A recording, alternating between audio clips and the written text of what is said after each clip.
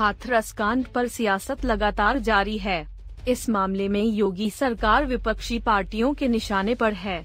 इसी बीच बाराबंकी में बीजेपी नेता रंजीत श्रीवास्तव ने विवादित बयान दिया है। बीजेपी नेता ने कहा कि आखिर लड़कियां घास काटने गन्ने, बाजरे, अरहर और मक्के के खेत में क्यों जाती हैं? योगी सरकार को फाइल बंद कर देनी चाहिए।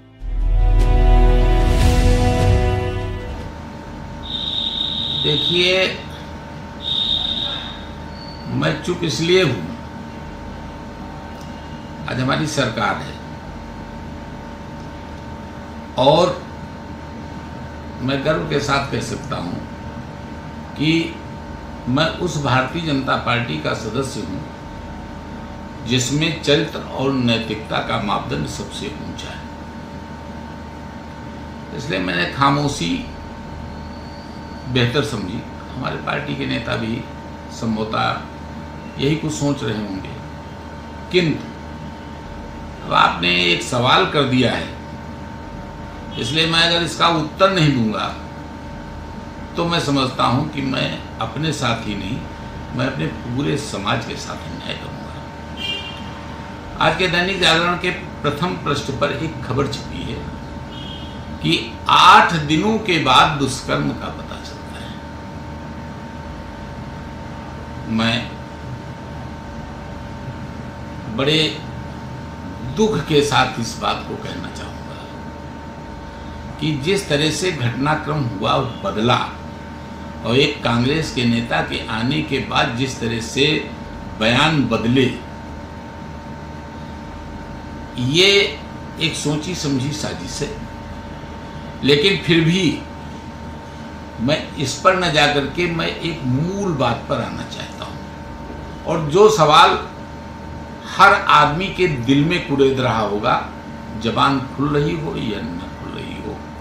घटना की शुरुआत जिस तरह से होती है, एक लड़की अपनी माँ और अपने भाई के साथ घास काटने के लिए खेतों की तरफ जाती है।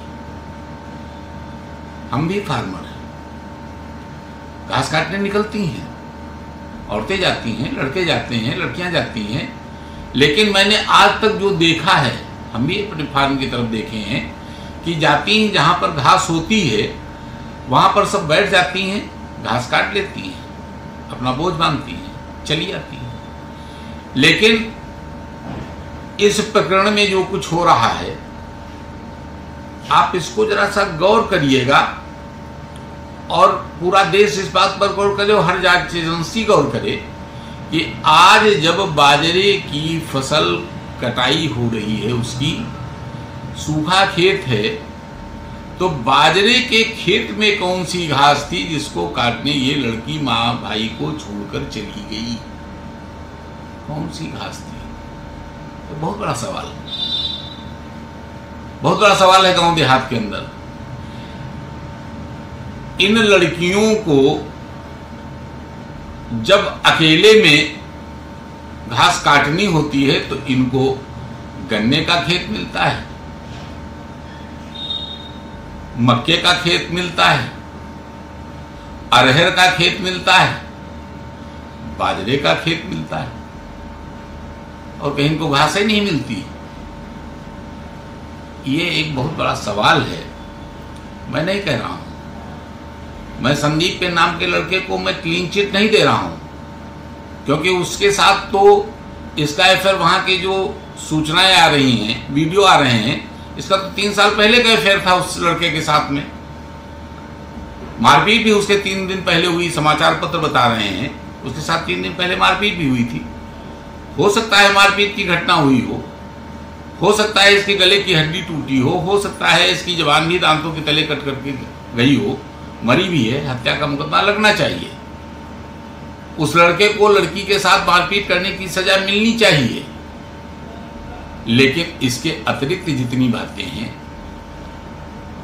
रेप की घटना नहीं पुष्ट हो रही, क्यों रेप की? मैं योगी जी से कहना चाहूंगा कि किस बात के 25 लाख? ये जनता की कमाई है।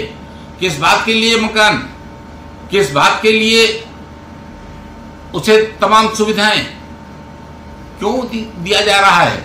और मैं कांग्रेस से कहना चाहता हूं कि अगर इसी तरह की सती सावित्री अगर उनको तलाश कर रहे हैं तो इसकी अस्थियों को ले जाएं, मैं प्रशासन से कहूंगा उनको दे दें और शंकर जी की तरह से इसको लाद करके देश भर में छिटकावें, महामंदिर बनवावें और मंदिर बनवा करके उसकी पूजा करें, जिस तरह से हमारे यहाँ सती पार्वती की पूजा की जाती है, क्योंकि इससे बड़ी सती इस दुनिया में नहीं मिलेगी।